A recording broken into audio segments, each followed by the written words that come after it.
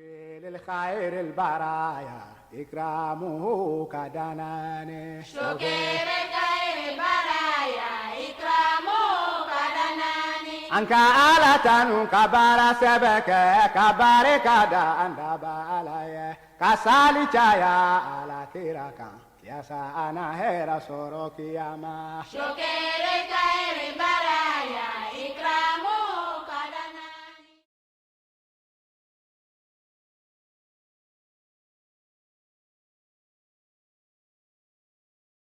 Assalamu alaikum wa rahmatullahi ta'ala wa barakatuh, chers téléspectateurs de MTA francophone. Bienvenue à notre nouveau numéro de Ciel Nouveau. Le Hajj, l'un des piliers fondamentaux de la religion musulmane, qui regroupe chaque année des millions de pèlerins. Cependant, le pèlerinage regorge de nombreux rites dont ses sens sont rendus difficiles par le nombre de rites à accomplir.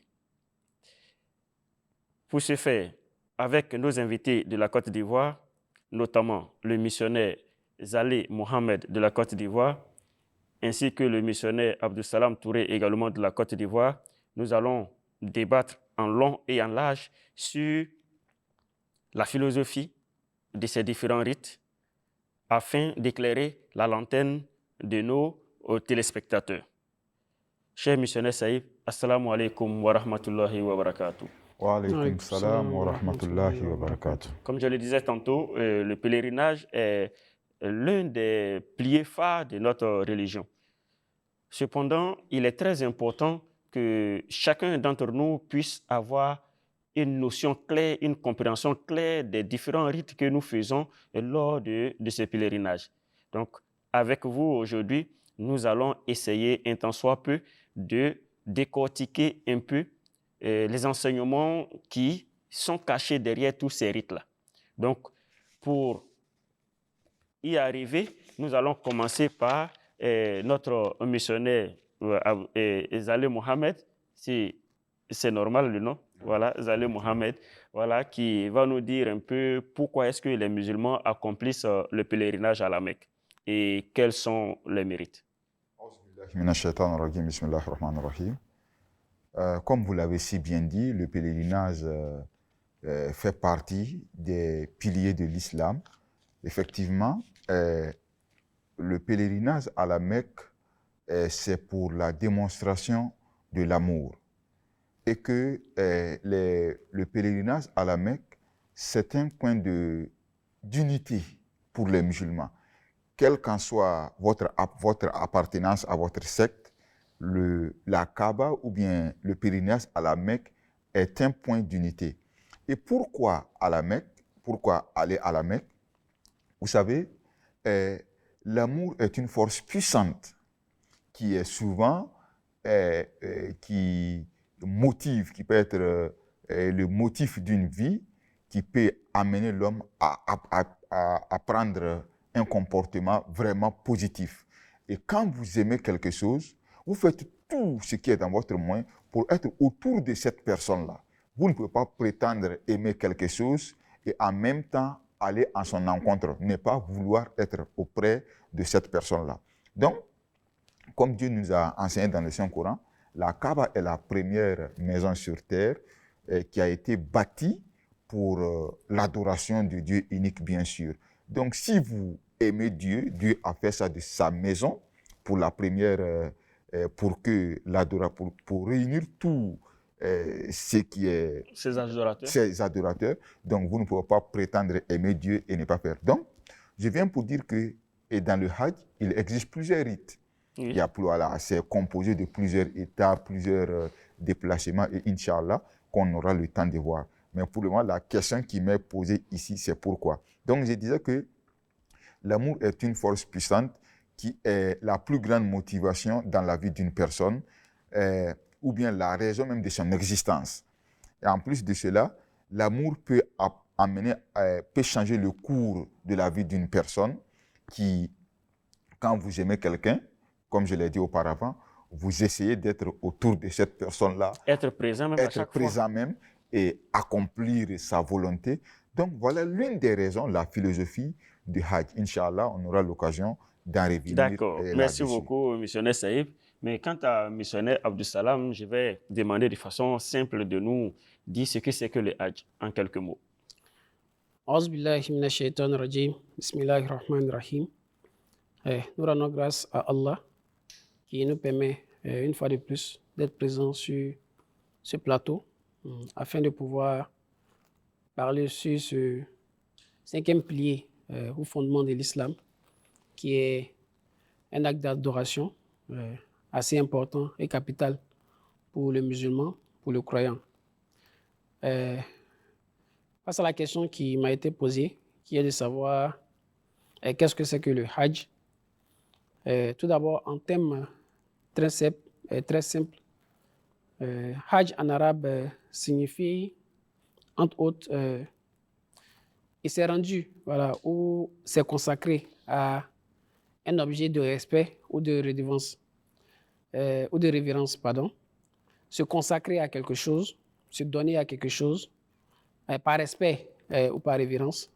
Est-ce que cela signifie? Le Hajj, comme je l'ai si bien dit, l'un des piliers fondamentaux de l'islam qu'un musulman doit accomplir au moins une fois dans sa vie, voilà, s'il possède les moyens, parce que le Hajj aussi est conditionné. Il faut noter que dans les 5 piliers de l'islam qui sont mentionnés, à part peut-être la prière qui se fait dans toutes les circonstances, les autres sont un peu conditionnés de part et d'autre, que ce soit le jeûne, voilà, qui est conditionné par le fait que tu dois être en bonne santé, tu ne dois pas être en voyage. La zakat, ça va dépendre d'un certain taux que tu dois d'abord atteindre avant de pouvoir t'acquitter de cela. Le Hajj aussi rentre dans cette même veine logique-là. Il faut d'abord avoir les moyens, être en bonne santé, et puis avoir vraiment cette facilité du voyage-là pour pouvoir effectuer ce rite-là. Il faut aussi noter qu'il s'agit du pèlerinage annuel qui se fait une fois par an et à un endroit bien précis, qui est la Mecque, et à des dates bien précises, qui est du 8 au 13 du 12e mois islamique, qui est le mois de Zulhijjah. C'est dans cette période bien spécifique-là que le Hajj se passe. Hormis cette date-là, les mêmes rituels peuvent être performés dans d'autres mois, mais on ne va pas appeler cela le Hajj. On pourra l'appeler peut-être Umrah ou bien d'autres noms. Mais en ce qui concerne le Hajj, là, c'est une période bien déterminée, bien fixée par le saint prophète Mohammed sallallahu alayhi wa sallam, sous inspiration divine, que les musulmans doivent respecter. Maintenant, le Coran aussi, face à l'importance de cet acte-là, nous fait mention dans le Saint, nous dit, le pèlerinage à la Mecque est un devoir envers Allah pour tous les gens, du moins pour tous ceux qui peuvent trouver le moyen de s'y rendre. Voilà, comme nous l'avons si bien dit. Voilà, c'est un acte qui est obligatoire. C'est un devoir, surtout musulman, qui possède vraiment les moyens, voilà, de pouvoir vraiment s'y rendre. Donc, chaque année, on constate qu'il y a des millions de personnes qui convergent, voilà, un peu de partout, de toutes les villes, des personnes de toutes les races, de toutes les ethnies, voilà, se retrouvent à cet endroit-là, qui est la Mecque, pour pouvoir vraiment effectuer, voilà, cet acte d'adoration. Donc, le Hajj, comme on l'a si bien dit, c'est le 5e pilier de l'islam, qui est aussi un acte d'adoration, qui est recommandé, qui est un devoir, surtout musulman, vraiment se retrouvant dans ces 3 conditions bien remplies-là, devait vraiment faire l'effort, voilà, de partir accomplir, voilà, ce rite-là. Donc, je vais me limiter un peu à là, pour le moment, ce qui concerne la définition. Ok, merci beaucoup, et vraiment, c'est bien dit. Et quant à missionnaire Zali, il y a un terme un peu plus, je ne sais pas si c'est en arabe, mais ça fait partie des rites, voilà, du Hajj. On appelle communément l'ihram. Voilà. Et qu'est-ce que c'est en fait? Alhamdulillah, l'ihram, c'est une sorte d'habillement, voilà, qui compose de 2 draps.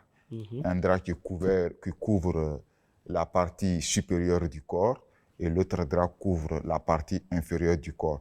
Donc c'est cet habillement-là que dans le terme de l'islam qui a appelé l'ihram. Au départ, nous avons bien dit que le pèlerinage consiste à plusieurs rites. Donc, le pèlerinage exige le respect de plusieurs rites. Oui. Voilà. Le tout premier étape pour le pèlerin, c'est de le préparer, prendre son ihram, cet habillement qui se fait à plusieurs endroits. Dépendant d'où vous venez. Par exemple, ceux qui sont de l'Afrique ici, il y a un coin là où vous prenez votre ihram. Par exemple, ceux qui viennent d'autres continents, on leur place là où ils prennent. Ça, c'est l'organisation interne. Ça, c'est l'organisation interne. Donc, pour permettre à tout un chacun de prendre, ça, c'est quelque chose, à l'entame même avant, le croyant se prédispose de toutes ces manières-là avant d'entrer même à la Mecque. Et cela envoie un message très fort aux croyants pour dire que vous êtes comme si vous étiez à la jour de la résurrection. Vous ne partez pas avec votre costume, avec votre, je ne sais pas, votre habit traditionnel ou bien coutume européenne. Vous arrivez là-bas, tout le monde prend le même habillement. Que vous soyez président ou bien que vous soyez un citoyen lambda, une fois que vous arrivez là-bas, ce rite impose à tout le monde. Ce qui veut dire qu'il n'y a pas de différence de culture. Non, il n'y a pas de différence de culture. Vous êtes là-bas pour un seul objectif, répondre à l'appel de Dieu et accomplir le pilier de votre foi. Donc, sur ce point-là, tout le monde est au même pied d'égalité. Donc, et ça nous rappelle le jour de la résurrection. Vous n'allez pas porter vos beaux costumes pour aller là-bas, ainsi de suite. Donc, ça montre en quelque sorte que vous êtes rené. Vous avez eu l'occasion de venir sur ce point-là. Donc, c'est une nouvelle, vous devrez avoir une nouvelle vie, une nouvelle transformation en accomplissant ce rite-là. Donc, le deuxième calife, Mirza Bashiruddin Mahmoud Ahmad, nous a dit ainsi que l'ihram rappelle le jour de la résurrection à l'instar d'un cadavre portant son linceul. Donc, comme presque vous le savez, quand quelqu'un est mort, on ne le met pas dans des costumes islamiquement parlant, je veux dire. Voilà, vous avez seulement que des draps. Donc, cela doit envoyer une image forte pour dire que ici, je suis devant Dieu et je suis comme le jour de la résurrection. Donc, on doit faire en sorte que le passé est enterré et qu'on redevienne une nouvelle personne en rentrant dans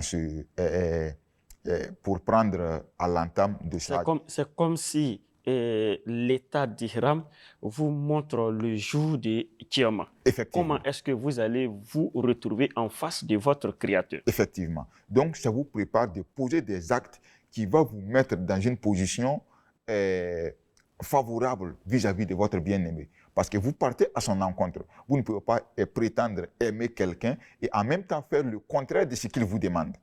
Donc, voilà un peu la philosophie derrière l'ihram. Oh, vraiment, merci beaucoup. Et ce que je retiens ici, c'est que l'ihram, c'est le vêtement tout blanc comparable au linceul que les musulmans utilisent avant même de commencer les rites du Hajj.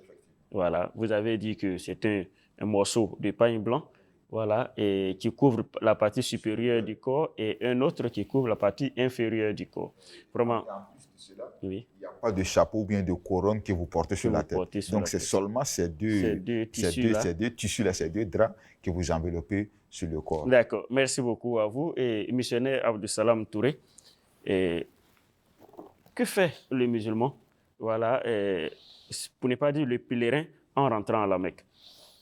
Comme on l'a si bien dit, le Hajj, c'est tout un ensemble de rites voilà, qui se fait de façon symbolique, mais qui est aussi des actes, qui sont des actes très importants. En entrant à la Mecque, après avoir pris le ihram, tel qu'il a été expliqué par notre cher missionnaire, les pèlerins se rendent directement à la Sainte Kaaba, qui est la première maison bâtie pour l'adoration d'Allah, qui reflète même l'unicité de Dieu. Ils effectuent 7 tours voilà, de cette Kaaba-là, qui est dans le sens inverse de l'aiguille d'une montre. Voilà, ils font 7 fois le tour de la Kaaba. voilà, comme je l'ai dit, qui est la mosquée centrale même de l'islam, vers laquelle tous les musulmans se tournent, voilà, pendant l'adoration. Voilà, après avoir effectué les 7 tours de la Kaaba, les pèlerins accomplissent 2 rakas, tout près de cet endroit-là qu'on appelle Maqam Ibrahim. Voilà, Maqam Ibrahim est un lieu qui est situé vraiment à proximité de la Kaaba. Et Dieu déclare dans le Saint-Coran concernant cela.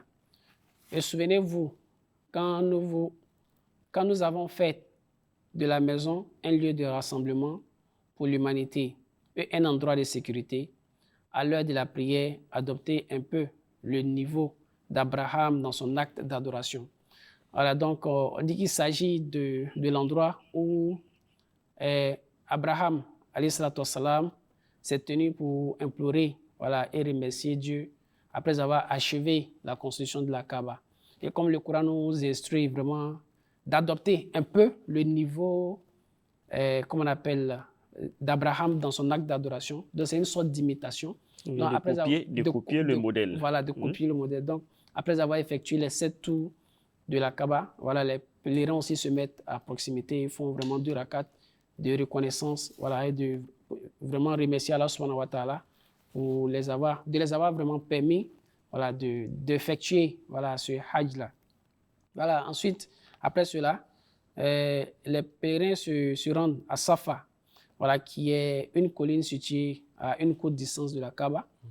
Voilà, et ils font 7 allers et retours entre Safa et Marwa, qui sont vraiment 2 collines, voilà, qui sont vraiment une importance assez capitale. Des collines qui représentent vraiment des signes manifestes de Dieu.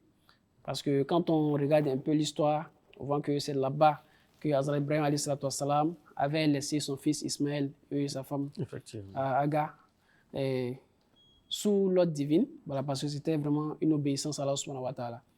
Et après les avoir laissés à cet endroit-là, on a vu que la femme, lorsque Ismaël, qui était encore un bébé, pleurait, elle courait de part et d'autre entre ces 2 collines pour pouvoir trouver de l'eau, voilà, pour son enfant. Donc c'est après les 7 tours, au 7e tour, que voilà, l'ange lui est apparu pour lui dire qu'il y a l'eau qui coule déjà auprès du pied de votre enfant. Voilà, allez-y à cet endroit-là. Donc c'est un peu pour refléter, voilà, ce acte d'adoration-là, montrer un peu ce qui a eu lieu à cet endroit, que les pèlerins aussi, une fois arrivés là-bas, voilà, on fait aussi ces 7 tours-là en Safa et Marwa. Voilà, donc cela n'a rien à voir avec peut-être l'adoration des collines, parce que souvent les détracteurs de l'islam, voilà, essaient d'apporter des allégations, voilà, sur l'islam pour dire que peut-être les musulmans vont se mettre à courir, voilà, sans raison valable. Il y a une raison derrière, il y a une philosophie derrière. Il y a eu là des personnes vraiment qui se sont dédiées entièrement à Dieu, qui ont accepté de se soumettre à la volonté de Dieu. Et parmi ces personnes-là, nous avons Hazrat Ibrahim alayhi salam, nous avons son fils Ismaël, nous avons sa femme. Tous les 3 ont vraiment accepté d'obéir à Allah subhanahu wa ta'ala, parce que Ibrahim alayhi salam l'a fait parce que Dieu lui avait demandé. Sinon, c'était un endroit vraiment qui était désert, où il n'y avait ni à manger ni à boire. Mais ayant vraiment confiance en son Seigneur, il a obéi à cet acte-là. Et ayant obéi, sa femme lui a encore demandé, est-ce que tu fais cela parce que Dieu te l'a demandé? Il a dit oui. Automatiquement, le ciel a accepté. Voilà, parce que le ciel avait cette confiance-là en Allah subhanahu wa ta'ala. Donc, en faisant ces tours-là, entre ces 2 collines, cela devait refléter en nous, les musulmans, qu'il y a eu des personnes qui ont obéi à Allah subhanahu wa ta'ala. Donc, nous, en tant que vraiment les pèlerins, nous devons aussi avoir cette intention-là. Notre foi intérieure aussi devait refléter cet acte-là. Et nous devons en faire pareil. Et le Coran nous indique que, assurément, les 2 collines qui sont As-Safa et Al-Marwa comptent parmi les signes d'Allah. Ce n'est pas un péché pour celui qui fait le pèlerinage à la maison ou qui fait l'Umrah de faire le tour de ces 2 collines-là. Et celui qui fait plus de bien qu'il n'est prescrit, assurément, Allah est l'appréciateur. Donc le Coran en a fait mention de ces 2 endroits-là, de ces 2 collines-là, pour montrer que ces 2 collines reflètent le signe d'Allah, pour montrer l'amour d'Allah. Donc les pèlerins aussi en font pareil quand ils vont. Voilà, donc voilà un peu les actes que font les pèlerins lorsqu'ils entrent à la Mecque. Merci beaucoup. Et ce que je retiens là, c'est que les marches que nous faisons entre Safa et Marwa doivent nous rappeler pour ne pas dire rappeler le croyant qu'il doit adopter la même foi qu'a eu la femme d'Abraham lorsqu'elle faisait Safa et Marwa. C'est-à-dire c'est de copier cette spiritualité-là afin d'atteindre également la proximité d'Allah subhanahu wa ta'ala. Jazakumullah, merci beaucoup. Missionnaire Zali Saïb, est-ce que vous pouvez nous donner quelques explications sur Mina? Merci beaucoup. Il faut dire tout d'abord, Mina est le nom d'une place et que c'est le 8e jour de Zulhijjah que les pèlerins se rendent à Mina, qui est situé environ 13 km, environ 8 km plus tôt de la Mecque. D'accord. Voilà, donc les pèlerins vont là-bas et une fois arrivés là-bas, les pèlerins vont passer la nuit à Mina. Ils vont prier les 2 prières, Zuhur et puis Asr, Maghrib, Isha, et passer la nuit à Mina, faire leur prière de Fajr là-bas, et ensuite procéder à la prochaine étape de leur voyage. Maintenant, ce que je voudrais faire ressortir ici, comme il a dit, l'objectif n'est pas l'adoration de la Kaaba, loin de là. Nous nous prosternons au sol, mais on ne peut pas pour autant dire que les musulmans adorent le sol. Jamais. Voilà. Donc, il faut savoir faire la part des choses. À chaque fois qu'on fait, il y a une intention qui est derrière ça. Et je voudrais revenir pour dire que Mina est dérivé des mots Umniya qui signifie l'objectif, qui rappelle au croyant qu'il est en train de se rapprocher de son objectif, de l'objectif pour lequel il est venu. Il est venu, il a laissé tout son confort et puis mettre un paquet financier pour arriver là. Donc, quand vous êtes proche de votre objectif, cela vous devez augmenter d'ardeur. Que, par exemple, je prends un exemple, quand vous savez que vous avez rendez-vous avec le président et que vous êtes à la salle d'attente, on vous dit que dans 2-3 minutes, le président arrive, vous redressez et mettre toutes les choses au point pour pouvoir recevoir le président ou bien pour pouvoir être présentable devant le président. Donc, le Mina est une place qui fait partie, bien sûr, des rites du Hajj, qui est vraiment l'une des étapes essentielles pour l'accomplissement du Hajj. Alhamdulillah, merci beaucoup, missionnaire Saïb. Et je vais revenir à notre missionnaire Abdou Salam Touré, en ne serait-ce que 2 minutes, voilà, de nous donner des explications sur Arafat. Si nous voulons comprendre ce que c'est qu'Arafat, le matin du 9e jour de Zulhijjah, puisque nous avons dit que le pèlerinage commence déjà depuis le 8e jour. Dans le matin du 9e jour, après avoir effectué les prières de Fajr, voilà, les pèlerins se dirigent vers Arafat, voilà, qui est situé à environ 13 km voilà, de la Mecque. Azamiza Bachiri Mahmoud Ahmad, en expliquant ce que c'est qu'Arafat nous dit, il dit que le pèlerin se rend à Arafat. Il dit Arafat signifie reconnu. Voilà, reconnu ou bien celui qui appelle, voilà, ou cela lui rappelle voilà, qu'il est maintenant atteint le stade de la reconnaissance. Donc Arafat signifie reconnu ou bien la reconnaissance. Donc en allant à cet endroit-là, ça rappelle au pèlerin qu'il est arrivé à un stade où il doit être vraiment reconnaissant à Allah. Il doit vraiment se soumettre à lui. Donc à Arafat, les pèlerins accomplissent les prières de Zour et Asr à cet endroit-là, combinés. Ensuite, ils consacrent le reste du temps à des réflexions et à des prières, en étant toujours à cet endroit-là, de façon personnelle. Voilà, comme la récitation de la Talbiya, voilà, bien l'envoi des salutations sur le saint prophète Mohammed, sallallahu alayhi wa sallam, qui est le Dourou Sharif. Voilà, il profite aussi de cette occasion pour faire beaucoup d'istighfar. Parce que cet instant là où vraiment on doit vraiment tout reconnaître.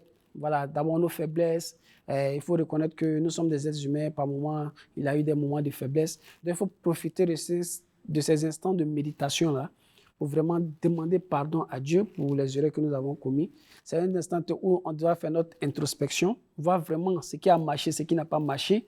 Et ce qui n'a pas marché, demander à Dieu vraiment de nous pardonner et de nous donner la force dans l'avenir, de pouvoir vraiment mieux nous comporter, de pouvoir vraiment mieux nous rapprocher de lui et profiter de faire beaucoup de Duroud Sharif parce que Duroud Sharif est en réalité une prière qui nous permet d'avoir aussi l'amour d'Allah subhanahu wa ta'ala parce que Dieu lui-même qui a aimé son prophète en faisant Duroud sur lui, automatiquement, nous avons aussi l'amour d'Allah subhanahu wa ta'ala. Donc cet endroit-là je peux dire, est un endroit de méditation où on va vraiment pour réfléchir et reconnaître un peu tous les actes ou bien l'objectif pour lequel nous sommes venus.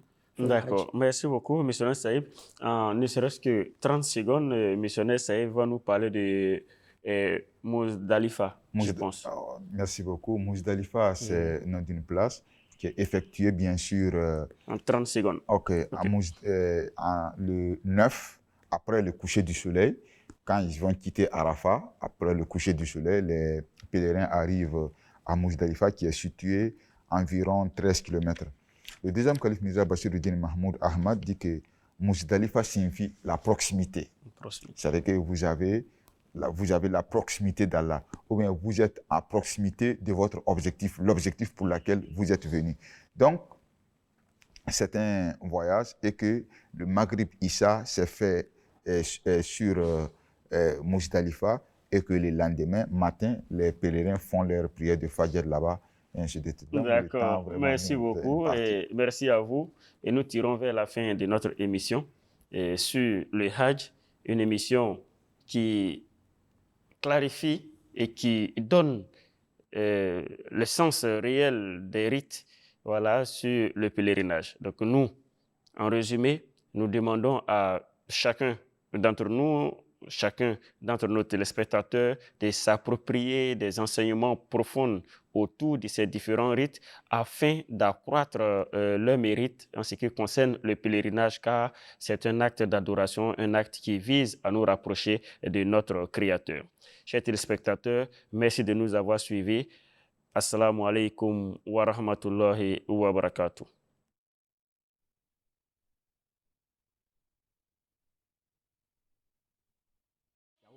للخير البرايا إكرامه كدناني شكر خير البرايا إكرامه كدناني أنك آلة كبار سبك كبار كدان دبالاي كسالي جايا على كيراكا يا سانا هيرا سوروكي ياما شكر خير البرايا إكرامه